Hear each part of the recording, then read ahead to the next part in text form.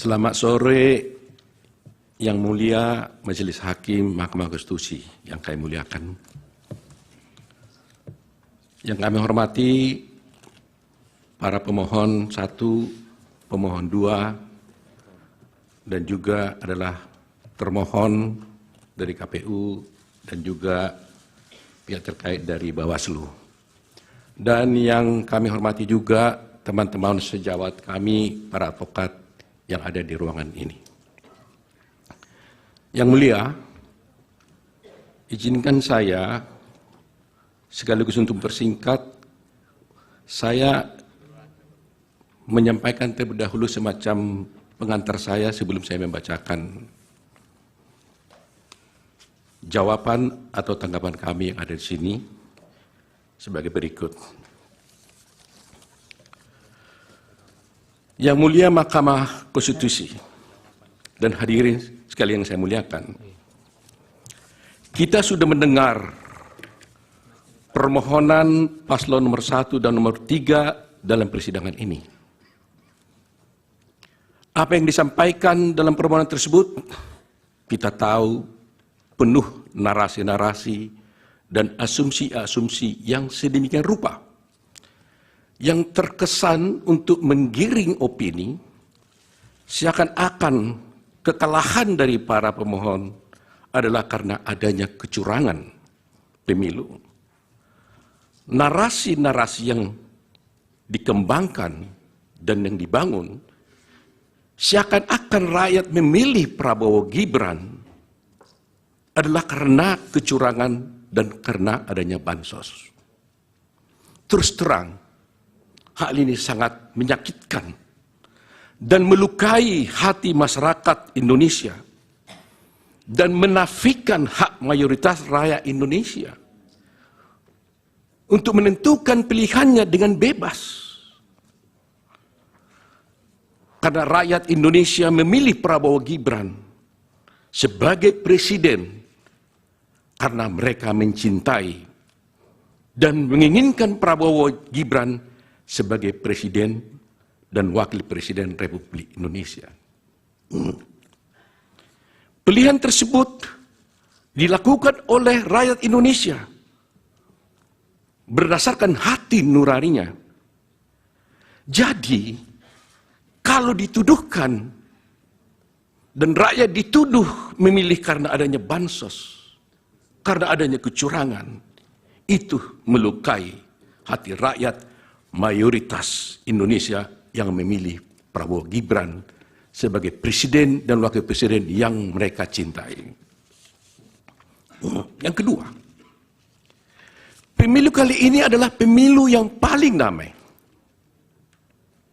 dan tentu paling baik, bukan paling buruk seperti yang disampaikan oleh para pemohon.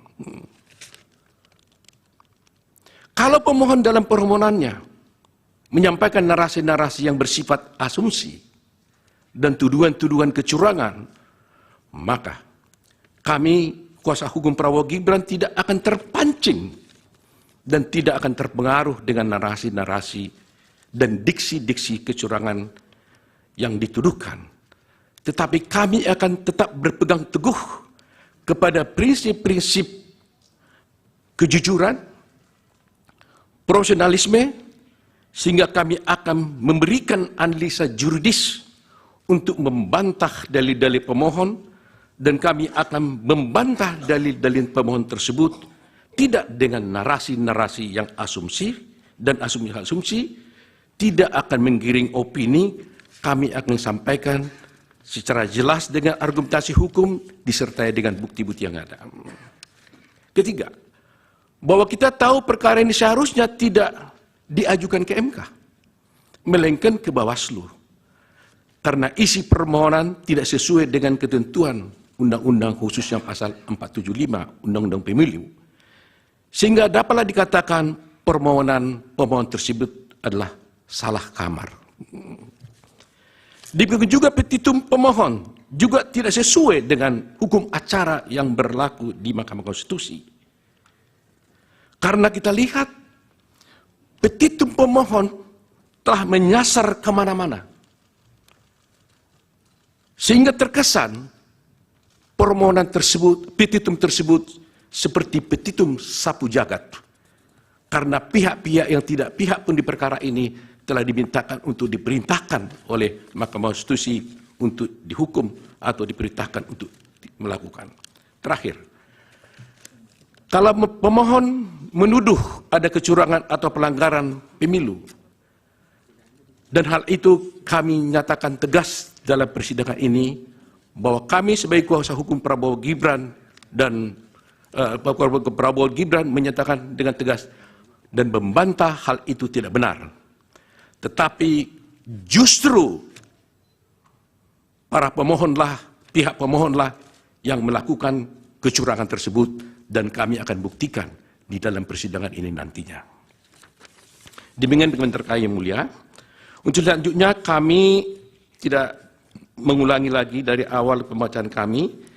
Saya hanya mengatakan bahwa kami bertindak atas nama Prabowo Subianto dalam perkara ini, yaitu dalam di mana telah kami sampaikan keterangan pihak terkait dalam perkara nomor 1 PHPU Pres 22 Romawi garis miring 24, dan kami lanjut langsung ke halaman 6. Yang mulia,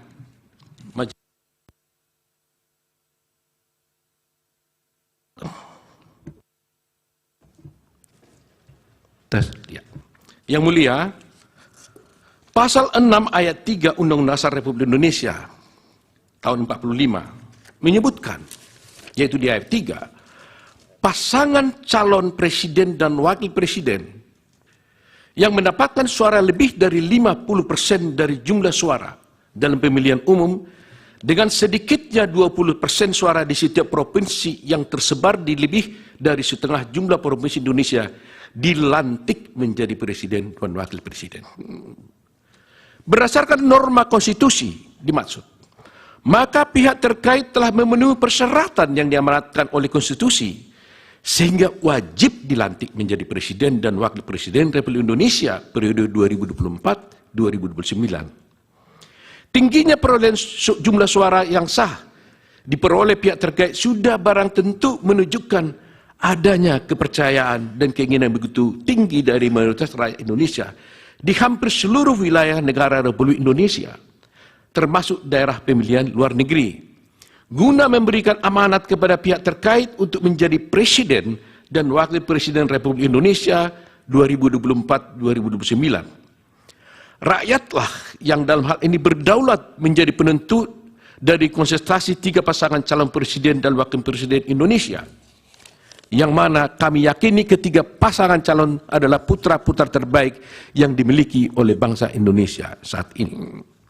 Berkenaan dengan pasal 6A ayat 3 Undang-Undang Dasar Negara Republik Indonesia tahun 45, dan katanya dengan hasil pemilihan umum presiden dan wakil presiden tahun 2024 tersebut di atas, maka pihak terkait mengingatkan agar semua pihak secara bijak, penuh kehati-hatian, dan dengan penuh rasa tanggung jawab secara bersama-sama senantiasa menjaga agar norma pasal 6A ayat 3 Undang-Undang Dasar ini dimaksud tidak terlanggar.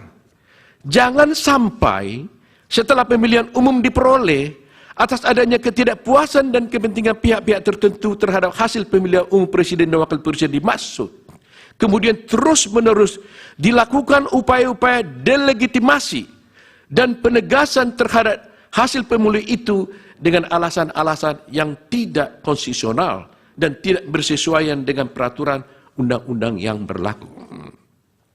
Dalam konteks ini, bila mana kita mencermati permohonan dari pemohon akuo, maka tampak adanya upaya-upaya yang tidak berlandasan hukum dari pemohon untuk menegasikan jumlah suara sebanyak 96.214.691 dari rakyat Indonesia kepada pihak terkait.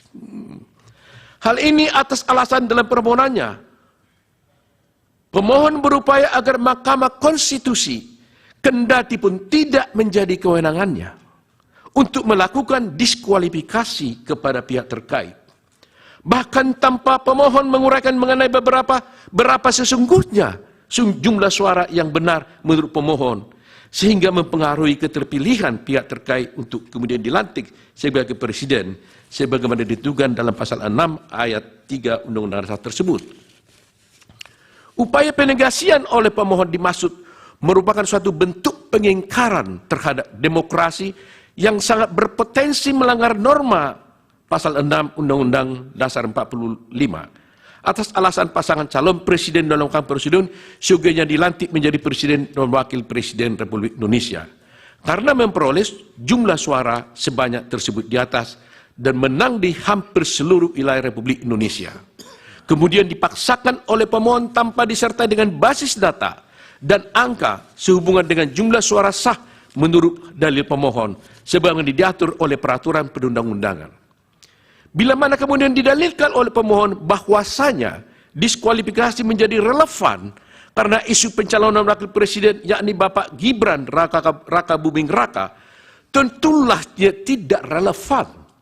Atas alasan pencalonan Bapak Gibran Raka Buming Raka itu sendiri adalah didasarkan pada putusan Mahkamah Konstitusi nomor 90 garis miring PUU garis garing 21 garis 23.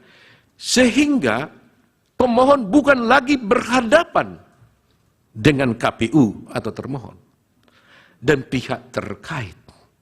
Tetapi dengan Mahkamah Konstitusi itu sendiri. Lebih-lebih pada kenyataannya, pemohon dan pasangan calon presiden dan wakil presiden juga ikut dalam kontestasi pemilihan presiden dan wakil presiden bersama-sama dengan Bapak Gibran selaku calon wakil presiden nomor 3. Namun setelah ditetapkan kalah oleh KPU dengan 1 putaran, malah pemohon meminta kepada Mahkamah Konstitusi untuk mendiskualifikasi pihak terkait, ya atau tidak-tidaknya Bapak Gibran Raka Buming Raka. Ini suatu sikap inkonsistensi yang nyata dan sebenarnya dari pemohon. Sebagaimana kita memahami, perkara yang sedang diperiksa dan diadili oleh Mahkamah Konstitusi sekarang ini adalah perkara perselisihan pemilihan umum yang menjadi kewenangannya sebagaimana diatur oleh pasal 24C Undang-Undang Dasar Republik Indonesia tahun 45 yang kemudian dirinci oleh pasal 10 ayat 1 huruf D Undang-Undang nomor 24 tahun 23 tentang Mahkamah Konstitusi sebagaimana telah diubah beberapa kali dan terakhir dengan Undang-Undang nomor 7 tahun 2002, yaitu kami sebutkan Undang-Undang Mahkamah Konstitusi. Dan kemudian telah diejawantahkan pula pada berbagai peraturan perundangan lainnya yang berlaku. Bila mana kemudian kewenangan Mahkamah Konstitusi tersebut dikaitkan dengan konteks rejim pemilihan umum di Republik Indonesia, politik hukum dari pembentuk undang-undang, Presiden dan DPR, sebagaimana dicontohkan dengan Undang-Undang nomor 7 tahun 2017 tentang pemilihan umum, telah mengatur secara tegas dan jelas akan berbagai cara, penyelesaian, serta forum yang dipilih dan wajib ditempuh dalam hal terjadinya perselisihan sehubungan dengan pemilihan umum, baik dalam tahapan persiapan, penyelenggaraan, dan setelah dilakukannya pemilihan umum. Perlu kami ingatkan kembali bahwasanya untuk Undang-Undang Pemilu telah mengatur dengan tegas dan rinci berkenaan dengan eksistensi dan kewenangan badan-badan lembaga dan lembaga untuk menyelesaikan perselisihan yang berkaitan dengan pemilihan umum. Lembaga-lembaga itu ada yang merupakan kekuasaan kehakiman yang dijalankan oleh badan peradilan seperti peradilan umum untuk mengadili perkara pidana dalam penyelenggaraan pemilu yang sebelumnya telah diproses oleh Sentra Penegakan Hukum Terpadu atau Gakumdu yang terdiri dari unsur Bawaslu, Kepolisian Negara Republik Indonesia, Kejaksaan, kemudian tata usaha negara-negara untuk menyelesaikan adanya persoalan dan perselisihan yang berada dalam ruang lingkup administrasi dan proses-proses penyelenggaraan pemilu yang sebelumnya telah diproses melalui Bawaslu dan kepada Mahkamah Konstitusi untuk menyelesaikan perselisihan hasil pemilu. Selain daripada itu, Undang-Undang Pemilu juga telah secara tegas dan jelas memuat pengaturan mengenai lembaga-lembaga yang bersifat kuasi peradilan seperti Bawaslu dan kemudian dengan Dewan Kehormatan DKPP guna menangani pelanggaran kode etik oleh penyelenggara pemilu.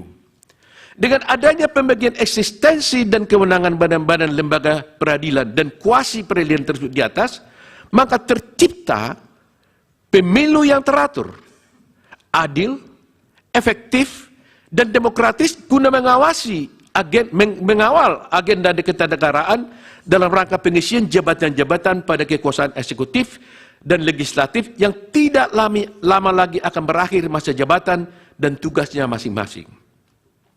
Sekarang yang menjadi pertanyaan adalah, apakah tepat bila mana pemohon membawa seluruh persoalan sehubungan dengan persilihan pemilu, baik yang berupa administrasi pemilu, pidana pemilu, pelanggaran kode etik penyelenggara pemilu, seluruhnya kepada Mahkamah Konstitusi, yang kita tahu terbatas kewenangannya untuk mengadili perselisihan yang terkait dengan jumlah suara hasil pemilu.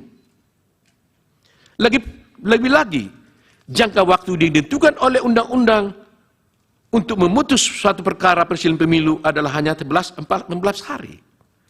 Asal dasar itu, hemat kami, permohonan akuo justru merupakan kemunduran dan suatu bentuk ketidakbijakan oleh pemohon yang berpotensi melanggar norma konstitusi dan peraturan perundangan yang berlaku, sekaligus mengabaikan adanya pengaturan penyelesaian perselisihan pemilu sebagai ditentukan oleh undang-undang pemilu.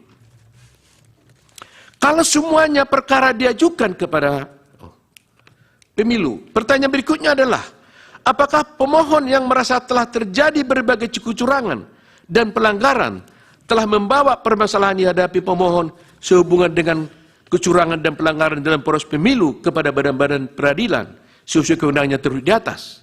Bila mana sudah, barang tentu badan-badan atau lembaga-lembaga itu telah atau sedang berproses, atau bahkan telah memutuskan sesuatu kepada pihak yang terlibat dalam sengketa dimaksud, termasuk juga kepada pemohon.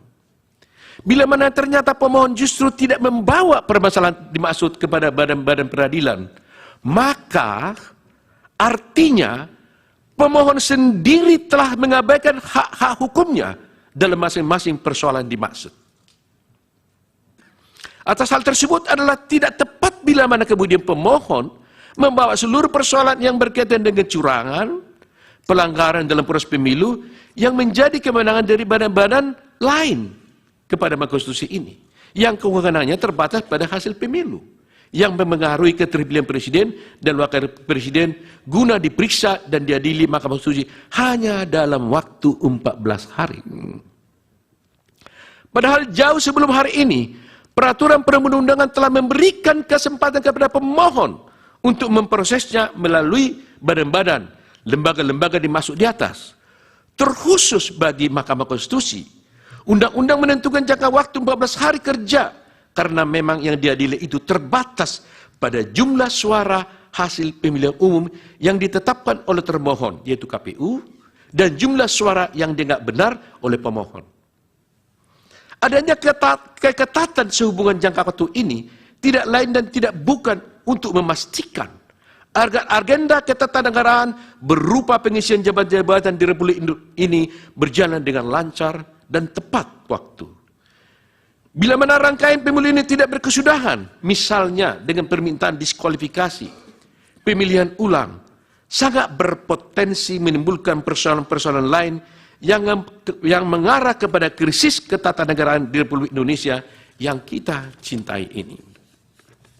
Kemudian daripada itu, apabila kemudian pemohon mendalilkan bahwa mekanisme hukum yang berlaku dalam hal penyelesaian tiap tahapan tersebut memakan waktu berbelit atau bahkan bisa melampaui tahapan-tahapan selanjutnya dalam pemilu itu sendiri, seyogianya dan sepatutnya hal ini dipermasalahkan dan dipersoalkan pemohon dalam forum yang terpisah. Misalnya mengajukan judicial review baik kepada tingkat Mahkamah Agung atau ke MK. Bukan dalam tahap perselisihan hasil pemilihan umum presiden dan wakil presiden yang dalam konteks ini diajukan dan digabungkan secara keseluruhan oleh pemohon sendiri. Hukum memberikan keleluasaan dan koridor yang sangat luas kepada seluruh rakyat Indonesia, tidak terkecuali ke pemohon, untuk mempersoalkan bila mana dianggap ada ketentuan Undang-Undang Nomor 7 Tahun 2017 dalam hal penyelesaian persoalan mengenai pemilu yang dianggap merugikan hak konstitusionalnya atau diperkirakan akan merugikan hak pemohon di kemudian hari. Bahkan Undang-Undang Nomor 7 Tahun 2017 tentang pemilu ini telah berlaku dan diundangkan sejak tahun 2017. Lebih-lebih ketentuan ini telah digunakan, sekali lagi telah digunakan sebagai basis hukum penyelenggaraan pemilu tahun 2019. Artinya, pemohon telah cukup memahami kondisi dan aturan serta kaidah yang termaktub dalam undang-undang tersebut. Bukan kemudian setelah selesainya tahapan rekapitulasi suara dikalahkan, justru mempersoalkan aturan-aturan tersebut seakan-akan waktu tidak pernah berpihak kepada pemohon. Sebagaimana kita maklum, jabatan Presiden dan Wakil Presiden Bapak Insinyur Haji Joko Widodo dan Bapak Profesor Dr. Kiai Haji Ma'ruf Amin berdasarkan konstitusi terbatas untuk jangka waktu 5 tahun dan akan berakhir tanggal 20 Oktober 2024. Pada waktu yang sama perlu dihindari adanya kekosongan barang sedetik pun. Maka Presiden dan Wakil Presiden terpilih berdasarkan pemilu tahun 2004 harus dilantik sebagai Presiden dan Wakil Presiden Indonesia. Namun demikian, bila mana perselisihan hasil pemilu kemudian tidak berkunjung berakhir, sebagaimana yang dipaksakan oleh pemohon, maka bukan tidak mungkin agenda ketatanegaraan yang terpenting yang bagi bangsa dan negara Republik Indonesia ini akan terlewatkan atau tidak dapat terlaksana. Itulah yang menjadi esensi dari politik hukum dalam mengatur mengenai mekanisme dan jangka waktu penyelesaian perselisihan pemilu oleh masing-masing badan-badan lembaga tersebut di atas. Semata-mata untuk memastikan agenda ketatanegaraan Republik Indonesia dapat berjalan secara tertib dan tepat waktu. Bila mana tahapan pemilu akuo diulang sebagaimana dikehendaki oleh pemohon, maka pemilu ulang yang demikian itu tidak pula ada landasan hukumnya, baik dalam Undang-Undang Dasar 45 maupun dalam Undang-Undang Pemilu. Hal-hal semacam ini sangat penting menjadi bahan perhatian kita bersama dalam membangun bangsa dan negara. Pihak terkait meyakini bahwasanya Yang Mulia Hakim Konstitusi sangat memahami hal-hal yang pihak terkait sampaikan tersebut. Kami pun meyakini bahwasanya Yang Mulia Konstitusi memiliki concern atau perhatian yang sama dengan kami. Putusan dari Yang Mulia Majelis Hakim Konstitusi nanti kami yakini akan memberikan suatu penyelesaian akhir sekaligus pencerahan dan edukasi yang teramat baik bagi seluruh rakyat Indonesia. Adapun pihak terkait sangat meyakini bahwasanya rakyat Indonesia secara mayoritas telah menerima visi, misi, dan program yang disampaikan oleh pihak terkait. Dalam hal ini Prabowo Gibran secara mayoritas menginginkan pihak terkait untuk menjadi Presiden dan Wakil Presiden Republik Indonesia periode 2024-2029. Oleh karena itu Yang Mulia, izinlah kami menguraikan secara detail dan secara spesifik bagaimana tanggapan kami terhadap permohonan daripada pemohon 1. Pertama, kami sampaikan tentang kewenangan Mahkamah Konstitusi. Di sini kami menyampaikan bahwa sesungguhnya Mahkamah Konstitusi tidak berwenang untuk mengadili perkara ini. Bahwa dalam permohonannya pemohon mendalilkan bahwa Mahkamah memiliki kewenangan untuk mengadili perkara akuo. Bahwa dalil pemohon tersebut adalah tidak benar dan tidak tepat. Justru sebaliknya, pihak terkait berpendapat bahwa Mahkamah tidak berwenang untuk mengadili perkara akuo yang akan kami uraikan dalam bentuk eksepsi sebagai berikut. Eksepsi absolut. Maksud kami eksepsi kompetensi absolut. Sejalan dengan prinsip negara hukum, maka negara berkewajiban untuk menyelenggarakan ketertiban hukum dengan berdasarkan dan berpedoman pada hukum. Keunggulan mutlak, the absolute predominance of the law, harus diwujudkan. Keunggulan mutlak hukum didasarkan pada kedaulatan hukum. Kedaulatan hukum merupakan dasar fundamental konsep negara hukum. Dengan kata lain, konsep negara hukum berakar dari paham kedaulatan hukum yang pada hakikatnya berprinsip bahwa kekuasaan tertinggi di dalam suatu negara adalah berdasarkan atas hukum. Dikaitkan dengan permohonan pemohon, yakni pasangan calon presiden dan wakil presiden. Ini kasus Anies Rashid Baswedan dan Muhaimin Iskandar. Maka kedaulatan hukum menunjuk pada aturan perundang-undangan, yakni Undang-Undang Nomor 7 Tahun 2017 tentang penetapan yang terakhir diubah dengan Undang-Undang Nomor 7 dan tidak saya bacakan lagi. Ditinjau dari aksiologi hukum konstitusi, sebagaimana dimasukkan dalam pasal 28D ayat 1 Undang-Undang Dasar 45 yang menyebutkan kepastian hukum yang adil, maka kepastian hukum dan keadilan merupakan satu kesatuan. Kepastian hukum yang menunjuk pada aspek prosedural harus dipatuhi dan ditaati. Kami ingin mengulangi frasa ini. Kepastian hukum yang menunjuk pada aspek prosedural harus dipatuhi dan ditaati. Menurut Idewa Gede Atmaja, Undang-Undang Dasar 45, mengikuti aksiologi hukum aliran hukum alam atau kodrat, dengan mengacu kepada nilai-nilai keadilan yang bersifat mendasar atau fundamental, dan aliran positivisme hukum dengan mengacu kepada nilai kepastian hukum yang menunjuk pada hukum formal, yaitu peraturan perundang-undangan. Dengan demikian, peraturan perundang-undangan baik secara formal maupun material harus mengandung kepastian dan keadilan. Pada keadilan prosedural diekspresikan dalam penerapan prosedur penyelesaian sengketa atau pengambilan suatu keputusan. Tolak ukurnya adalah ketaatan pada hukum acara. Saya ulangi lagi, ketaatan pada hukum acara. Pada keadilan hukum diekspresikan keadilan menurut undang-undang dan keadilan ini berkenaan dengan penjatuhan terhadap peraturan perundangan yang dilanggar. Tolak ukur keadilan hukum adalah asas legalitas. Demikian juga pendapat dari Idewa Gede Atmaja dalam bukunya Filsafat Hukum, Dimensi Tematis dan Historis, Malang Setara Press, pada halaman sekian, tidak saya bacakan.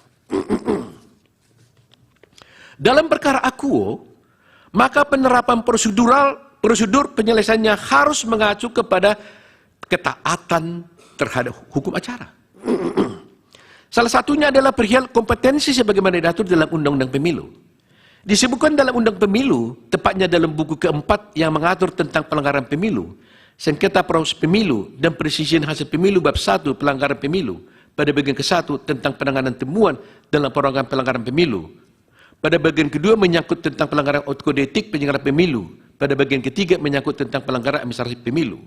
Pasal 460 ayat 1 pemilu menyebutkan, pelanggaran administratif pemilu meliputi pelanggaran terhadap tata cara, prosedur, atau mekanisme yang berkaitan dengan administrasi pelaksanaan pemilu dalam setiap tahapan penyelenggaraan pemilu. Kemudian dalam ayat 2 disebutkan pelanggaran administratif sebagai dimaksud ayat 1 tidak termasuk tindak pidana pemilu pelanggaran kode etik. Berdasarkan ketentuan pasal 40 ayat 1 tersebut, maka diketahui bahwa pelanggaran administratif pemilu meliputi pelanggaran terhadap tata cara, prosedur, atau mekanisme yang berkaitan dengan administrasi pelaksanaan pemilu dalam setiap tahapan pemilu. Ketentuan ini membedakan sifat-sifat pelanggaran, yaitu pelanggaran mengenai tata cara, mengenai prosedur, serta mengenai mekanisme, dan yang menjadi objek pelanggaran yaitu administrasi pelaksanaan pemilu. Pelanggaran administratif pemilu terdiri dari 3 jenis pelanggaran, yaitu pelanggaran terhadap tata cara administrasi pelaksanaan pemilu, pelanggaran terhadap proses administrasi pelaksanaan pemilu, dan pelanggaran terhadap mekanisme administrasi pelaksanaan pemilu. Telah ditentukan bahwa tentang penyelesaian pelanggaran administratif pemilu, sekali lagi, telah ditentukan bahwa tentang penyelesaian pelanggaran administratif pemilu adalah menjadi kewenangan Bawaslu secara tegas dan jelas dapat dilihat dalam ketentuan pasal 461 Undang-Undang ayat 1 Undang-Undang Pemilu yang menyebutkan Bawaslu provinsi, Bawaslu kabupaten dan kota menerima, memeriksa, mengkaji dan memutus pelanggaran administratif pemilu. Menyangka putusan Bawaslu tentang penyelesaian pelanggaran administratif pemilu telah pula ditentukan secara limitatif sebagaimana ditentukan pasal 61 ayat 6 Undang-Undang Pemilu yang menyebutkan bahwa putusan Bawaslu Provinsi, Bawaslu Kabupaten Kota untuk penyelesaian pelanggaran administratif pemilu berupa perbaikan administrasi tata cara dan selanjutnya teguran tertulis, tidak diikutkan dalam tahapan tertentu dalam pelanggaran pemilu, sanksi administratif lainnya sesuai dengan ketentuan dalam undang-undang ini. Dalam kaitannya dengan pelanggaran administratif pemilu yang terjadi secara terstruktur, sistematis dan masif, sekali lagi, dalam kaitannya dengan pelanggaran administratif pemilu yang terjadi secara terstruktur, sistematis dan masif, telah diatur secara rinci pada pasal 463, pasal 463 Undang Pemilu sebagai berikut. Dianggap dibacakan itu. Tunggu dibacakan. Mengacu pada ketentuan pasal 463 Pemilu, maka kewenangan tentang penyelesaian pelanggaran administratif pemilu yang terjadi secara terstruktur, sistematis dan masif adalah mutlak menjadi kewenangan Bawaslu. Di sini terlihat adanya kompetensi absolut penyelesaian perkara administratif pemilu yang terjadi secara struktur, sistematis dan masif hanya oleh Bawaslu. Perihal kompetensi absolut menunjuk pada kewenangan atau kekuasaan mengadili perkara berdasarkan pembagian wewenang atau pembebanan tugas, attribution of authority. Menyangkut tentang pelanggaran administratif pemilu yang terjadi secara struktur sistematis, penjelasan 286 ayat 3 Pemilu menyatakan, kami tidak bacakan. Tindakan pelanggaran secara terstruktur dan masif adalah perbuatan melawan hukum yang sungguh-sungguh terjadi. Onrecht in actu. Di sini selalu ada keterhubungan antara tindakan terstruktur dengan sistematis di satu sisi. Di sisi lain terjalin hubungan kausalitas antara tindakan terstruktur dan sistematis dengan terjadinya akibat yang bersifat tersebut, yang bersifat masif tersebut. Keberlakuan secara masif adalah sebagai akibat atau resultan dari terstruktur dan sistematisnya pelanggaran administrasi pemilu. Hal ini sejalan dengan penjelasan pasal 286 ayat 3 Pemilu yang menyebutkan pelanggaran masif adalah dampak pelanggaran yang sangat luas pengaruhnya terhadap hasil pemilu, bukan hanya sebagian. Putusan terhadap pelanggaran administrasi pemilu yang terjadi secara terstruktur, sistematis dan masif ditindaklanjuti oleh keputusan KPU.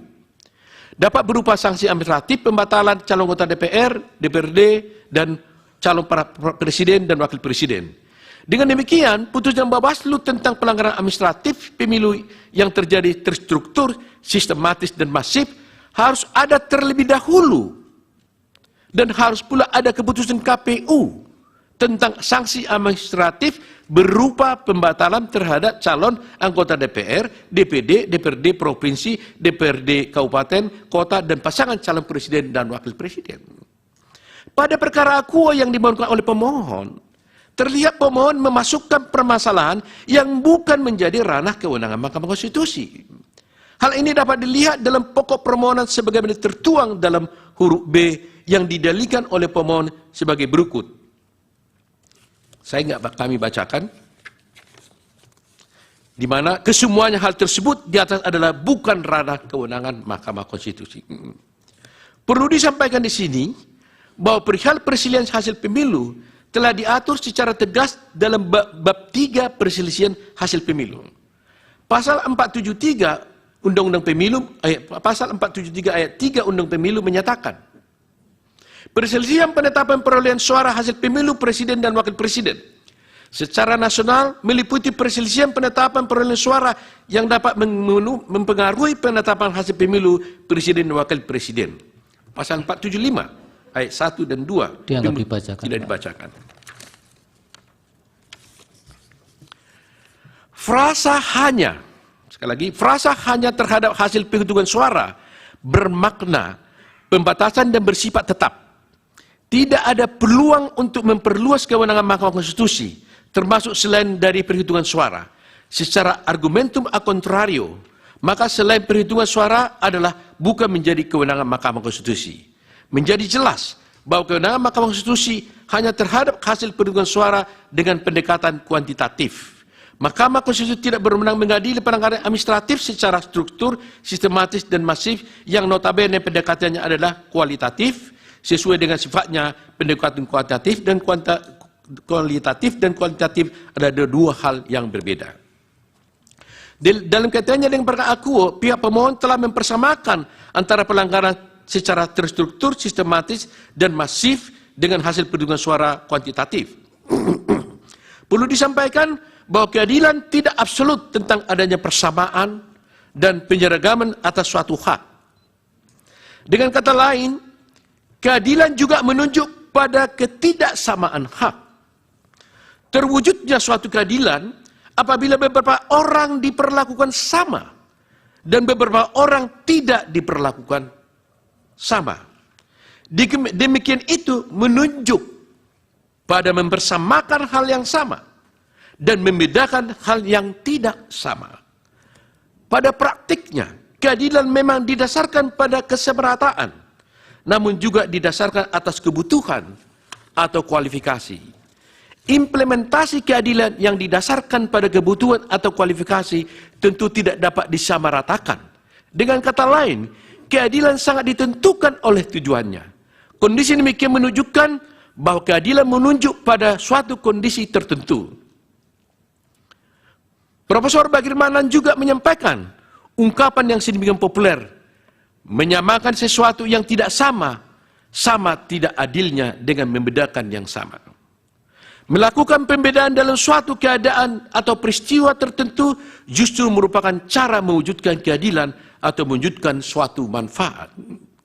Mengenai hak persamaan di hadapan hukum, selain kemungkinan pembatasan, juga harus dimungkinkan pengaturan dan penerapan yang berbeda. Demikian pendapat Bagirmanan. Demikian juga Marzuki mengatakan, ketidakadilan bukan hanya membedakan dua hal yang sama, tetapi juga menyamakan dua hal yang berbeda. Hal ini terdapat dalam putusan Mahkamah Konstitusi nomor 1 PUU garing 10/2012 halaman 84. Pak Utuh, berkaitan dengan yang eksepsi, kemudian tingkat waktu pengajuan dan kedudukan umum, apa bisa dilewatkan, dianggap dibacakan, bisa langsung ke pokok permohonan? Atau masih tetap mau dibacakan? Sedikit saja mungkin yang mulia. Ya, nanti langsung ke habis pokok. Itu langsung nanti kepada langsung ke 36 bisa dalam pokok permohonan. Dalam pokok perkara itu. Tentang kedudukan hukum, tentang penetapan perolehan hasil suara. Ada lagi satu eksepsi formilnya mungkin. Silakan. Ya. Kalau begitu kami langsung saja kepada eksepsi yang saya simpulkan dulu dengan eksepsi absolut yang mulia.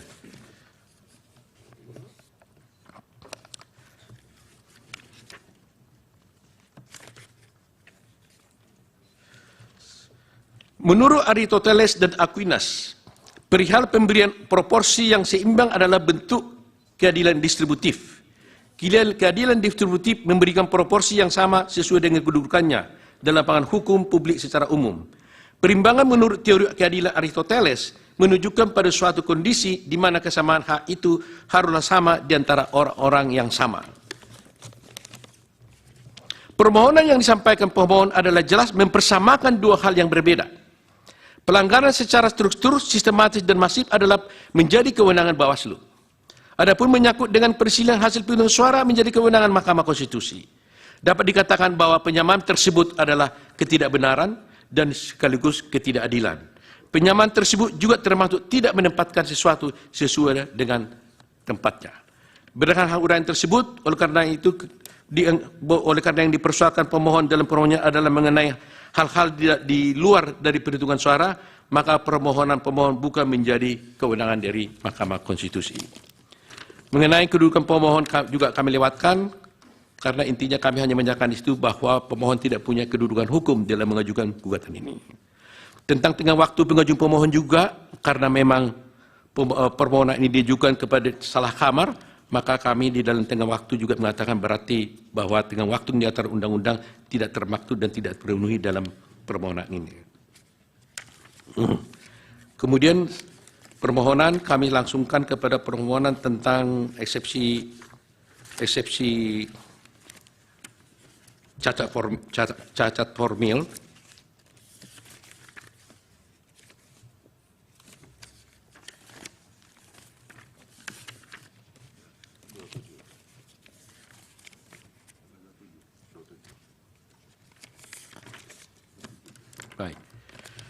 Eksepsi cacat formil. Eksepsi ini kami ajukan karena tidak sesuai dengan peraturan undang-undang. Kami tidak bacakan lagi pasal 45, undang-undang 45, undang-undang pemilu dan sebagainya. Pasal 475 mengatakan bahwa, tidak saya bacakan, kemudian pasal 75 disebutkan dalam permohonan yang diajukan, pemohon wajib menguraikan dengan jelas. Jadi di sini ada aturan yang sudah baku di dalam pasal 75 Undang-Undang Mahkamah Konstitusi bahwa dalam permohonan yang diajukan pemohon wajib menguraikan dengan jelas tentang kesalahan hasil perhitungan suara yang diumumkan oleh pemilihan umum dan hasil perhitungan yang benar menurut pemohon. Permintaan untuk membatalkan hasil perhitungan suara yang diumumkan oleh komisi pemohon dan menetapkan hasil perhitungan suara yang benar menurut pemohon. Dalam hal ini, ternyata pemohon tidak pernah mengajukan dalam permohonannya mana yang benar menurut pemohon penjadi perhitungannya dan mana yang salah menurut pemohon terhadap perhitungan dari KPU itu. Kemudian di dalam PMK Mahkamah Konstitusi secara tegas limitatif juga diatur bahwa di dalam PMK tersebut, di dalam pasal 7, pasal 8, butir 6B, poin 4, disebutkan pokok permohonan, saya ulang ini, pokok permohonan memuat penjelasan mengenai kesalahan hasil perhitungan suara yang ditetapkan oleh termohon dan hasil perhitungan suara yang benar menurut pemohon. Ini sudah tegas diatur. Bahkan di petitum pun juga disebutkan. Petitum itu harus memuat permintaan untuk membatalkan penetapan perolehan suara hasil pemilu oleh termohon dan menetapkan hasil perolehan suara yang benar menurut pemohon. Dalam kasus ini, dalam permohonan pemohon, pemohon tidak menyebutkan dalam petitumnya mana yang suara yang salah dan mana perolehan suara yang benar menurut pemohon. Sehingga dengan demikian, permohonan daripada pemohon telah cacat formil, tidak memenuhi prosedur yang diatur di dalam PMK nomor 4 tahun 2003 dan juga yang pada dan PMK nomor 2 tahun 2024. Dengan demikian, jelas petitum dari pemohon tidak sesuai dengan petitum yang diatur dalam pasal 8 ayat 6, huruf B, butir 5 PMK nomor 4 tahun 2023, sebagaimana diubah dengan PMK nomor 2 tahun 2024, yang berbunyi sebagai petitum memuat permintaan untuk membatalkan penetapan suara hasil pemilu oleh termohon dan menetapkan hasil perhitungan suara yang benar menurut termohon. Berdasarkan uraian di atas, jelaslah permohonan yang diajukan oleh pemohon adalah cacat formil, karena tidak memenuhi persyaratan yang diatur dalam ketentuan-ketentuan yang telah diuraikan di atas. Oleh karenanya, permohonan pemohon seyogianya harus dinyatakan tidak dapat diterima atau need on fact. Selanjutnya dilanjutkan oleh teman kami. Silakan.